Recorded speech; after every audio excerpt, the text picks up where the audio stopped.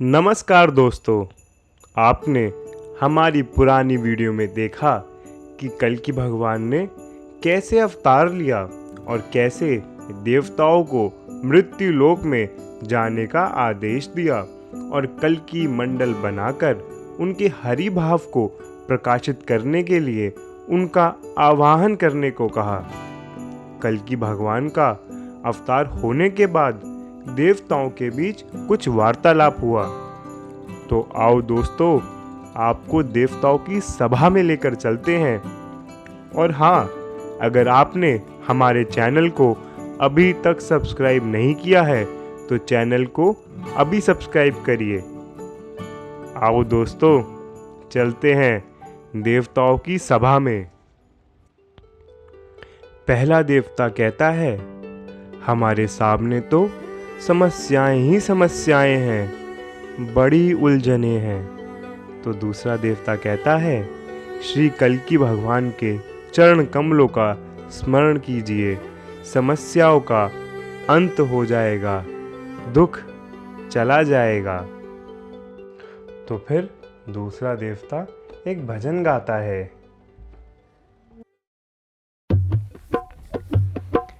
मन कल्कि गाया कर, मन कल्कि गाया कर।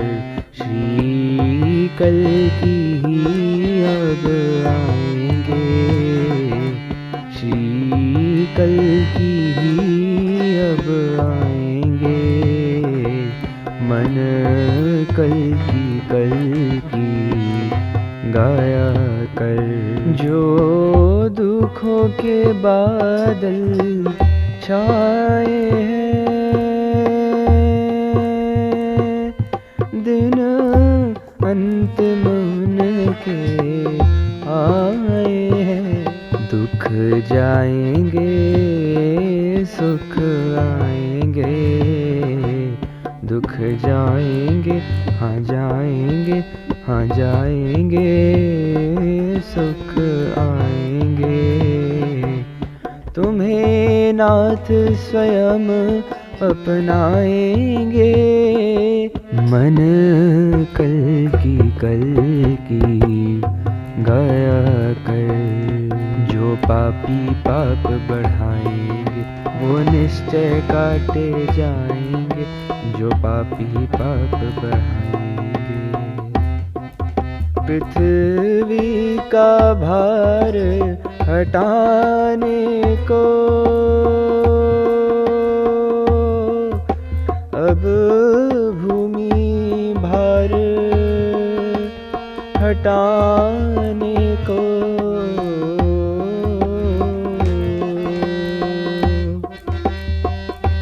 श्री कल्कि खड्ग चलाएंगे। मन कल्कि गाया कर। दूसरा देवता कहता है, शरणागतों की कामना पूर्ण करने वाले ब्रह्मा जी से पूजित पृथ्वी के आभूषण आपदाओं में कल्कि भगवान के चरण कमल ध्यान करने योग्य हैं। तो तीसरा देवता कहता है, जानते हो कल्कि भगवान हम देवताओं को तथा हमारे और साथियों को भक्ति करने के लिए जन्म देंगे, इसलिए हम लोगों को अपने घरों में कल्कि भगवान की पूजा प्रारंभ कर देनी चाहिए। तो चौथा देवता कहता है, हमें प्रत्येक को कम से कम 20 माला रोज करनी चाहिए। तो फिर पांचवा देवता कहता है, हमारे घरों में नित्य भक्ति के ग्रंथों का पाठ व प्रवचन होना चाहिए। तो फिर छठा देवता कहता है, तभी तो हमारे घरों में बड़े बड़े संस्कारी भक्त और तेजवान सतयुगी ऋषि महर्षि जन्म लेंगे और हमारे वंशों को उज्जवल करेंगे। तो फिर सातवां देवता कहता है, बंधु हो, मैंने आज स्वप्न में भगवान कल्कि का दिव्य रथ देखा है। तो फिर आठवां देवता कहता है, सुनाओ सुनाओ, क्या देखा है? हम तो कल की भगवान के स्वप्न के संदेशों से ही जी रहे हैं। सातवां देवता कहता है, प्रिय दर्शन बंधुओं, बड़ी जान सी डालने वाली लीला देखी। तो फिर आठवां देवता कहता है, सुनाओ। प्रभु कल्कि का चमत्कार सभी सुनने को अधीर हो रहे हैं। तो फिर सातवां देवता कहता है, मैं तो हक का बक्का सा रह गया हूँ, नशा सा हो गया। रथ क्या था, विद्युत संधात पूज्य के वर्ण रंग की जैसे आग बल रही हो। तो नौवां देवता कहता है, अब तुम सुनाओ, सिसकाओ मत। फिर आगे? तो फिर सातवां देवता कहता है, फिर तो आकाशवाणियां होने लगी। कोई मेघ गंभीर तेज प्रताप और ओजपूर्ण वाणी में गर्ज कर कह रहा है। तो फिर पहला देवता कहता है, क्या कह रहा है? तो फिर सातवां देवता कहता है कि ये कल की भगवान का रथ है। दो इसके नाम हैं, जयत्र और गारुणी। 1000 इसमें खंभ हैं, 1000 इसमें घोड़े जुतेंगे। मृत्यु लोक का प्राणी इसके पास खड़ा हो तो भस्म हो जाए। तो समस्त देवता आपस में एक दूसरे की तरफ आश्चर्य से देखते हुए कहते हैं, तब तो हमें बड़ी तैयारी करनी है, बड़ी तीव्र लगन से भजन करे, नहीं तो भस्म हो जाएंगे। तो फिर दूसरा देवता कहता है, अनुभव मुझे भी हुआ है। मुझसे बड़े सुंदर ब्राह्मण ने स्वप्न में कहा है कि कल्कि भगवान का पूजन व जप करने से तेज बढ़ता है, सारी मुसीबतें चली जाती हैं, दुर्भाग्य नष्ट होता है, भगवान से नाता जुड़ता है, हम में इतनी शक्ति आएगी कि हमें भस्म नहीं होना पड़ेगा।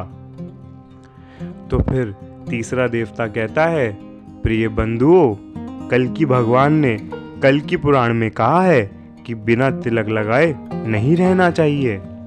द्विजन्माओं यानी कि ब्राह्मण, क्षत्रिय, वैश्यों को गोपी चंदन, मिट्टी, चंदन आदि से तिलक धारण करना चाहिए। मस्तक पर केश पर्यंत उज्जवल तिलक शुभ कर्मों का अंग है। उसमें ब्रह्मा, विष्णु, शंकर का निवास है। दर्शन करने से पाप नाश होता है। तो फिर चौथा देवता कहता है, हाँ, हम सबको मस्तकों पर तिलक लगाना चाहिए। इसी से तो भगवान के प्रति हमारा अनुराग व प्रेम प्रकाशित होता है। तो फिर पांचवा देवता कहता है, धोती भी पहननी चाहिए, इसी से देवत्व की गरिमा झलकती है। तो फिर छठा देवता कहता है, तभी तो हम किसी देश की धर्म विरोधनी दानवता से दुर्जय व अजय होंगे और कल्कि भगवान के प्रिय बने रहेंगे। तो फिर सातवां देवता कहता है, जहां कहीं परस्पर मिलकर बैठो तो समझो दरबार लगा रहे हैं। जय कल्कि जय जगतपते, पद्मापति जय रमापते की ध्वनि की झड़ी लगा दो और समझ लो कि यही क्षीर सागर है और यही क्षीर सागर की पुकार है। तो फिर आठवां देवता कहता है, हाँ भाई, यदि भगवान से काम लेना है तो काम करना भी है, खाली नहीं बैठना है। कर्म प्रधान विश्व करी राखा, जो जस करे सो तस फल चाखा। तो फिर नौवां देवता कहता है, यदि हमें अपने वंश बचाने हैं तो कल्कि की पुकार करनी ही होगी। तो फिर 10वां देवता भी कहता है, यदि हमें अपनी संस्कृति बचानी है तो कल्कि की पुकार करनी ही होगी। तो फिर पहला देवता भी कहता है, यदि हमें अपने पूर्व पुरखाओं से संबंध रखना है तो भगवान कल्कि की पुकार करनी ही पड़ेगी। हमारी समस्त समस्याओं का अंत इसी में है कि हम श्री कल्कि भगवान की शरण लें और पुकार करें। यह दृश्य रामकृष्ण परमहंस के अवतार गुरुवर लक्ष्मी नारायण जी की पुस्तक श्री कल्कि दिग्विजय नाटक से लिया गया है। इस पुस्तक को वर्तमान कलयुग का कल्कि पुराण भी कहते हैं। दोस्तों, कल्कि भगवान ने अवतार ले लिया है और उनका बस हमारे सामने सतयुग सहित प्रकट होना शेष है।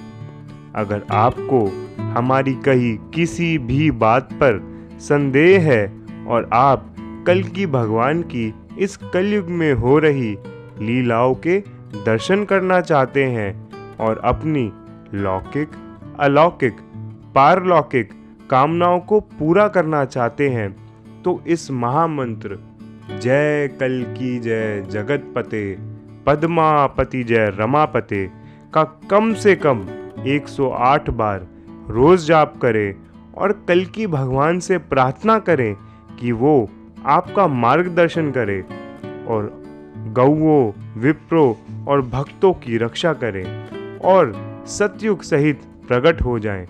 हमें यकीन है कि आपको विश्वास अवश्य मिलेगा। और हाँ, अगर आपने हमारे चैनल को अभी तक सब्सक्राइब नहीं किया है तो चैनल को अभी सब्सक्राइब करें। जय श्री कल्कि भगवान की।